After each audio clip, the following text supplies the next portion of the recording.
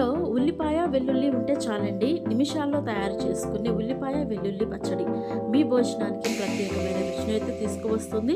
ఇంకా ఆలస్యం ఎందుకు, లేట్ లేకుండా దీనికి సంబంధించిన ప్రాసెస్ అయితే వీడియోలో చూద్దాం. వీడియోని స్కిప్ చేయొద్దు.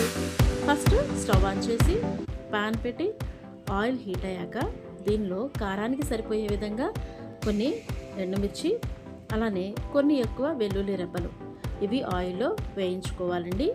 ఇవి బాగా వేగాక 3 లేదా 4 ఉల్లిపాయలు ఇలా చిన్న చిన్న ముక్కలుగా కట్ చేసి ఇవి కూడా ఆయిల్లో పచ్చివాసన పోయే వరకు అయితే మనము వేయించుకోవాలి. ఇలా వేయించే టైంలో టేస్ట్కి సరిపోయే విధంగా ఉప్పు, అలానే ఒక రెబ్బ కరివేపాకు వేసుకొని ఇవి కూడా చక్కగా ఆయిల్లో వేయించుకోవాలండి.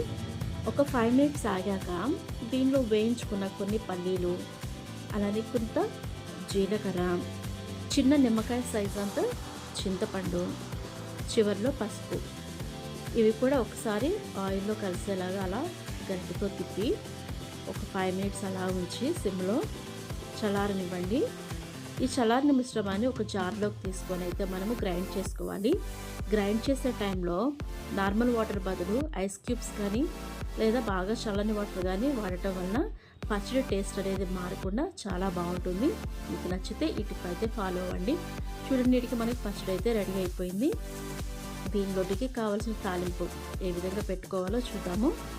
మొదటిగా పాన్ పెట్టేసి కొంచెం ఆయిల్ వేసి హీట్ అయ్యాక తాలింపు దినుసులు అంటే తెలుసు కదండి, ఆవాలు, జీలకర్ర, పచ్చెనగపప్పు, అలానే ఎండుమిర్చి, కొన్ని వెల్లుల్లి రెబ్బలు, కొంచెం మినపప్పు, ఫైనల్గా కరివేపాకు ఇవన్నీ ఆయిల్లో వేయించి ఈ మిశ్రమాన్ని మిక్సీ చేసుకున్న పచ్చడిలో కలిపేసి ఈ పచ్చడిని మనం వేడి అన్నంలో వేసుకొని తింటుంటే దీని టేస్ట్ చాలా బాగుంటుందండి. నిజంగా చెప్తున్నాను, మీరు ఖచ్చితంగా ట్రై చేస్తారు. ఈ వీడియో ఇక్కడి వరకు చూస్తే తప్పకుండా ట్రై చేయండి.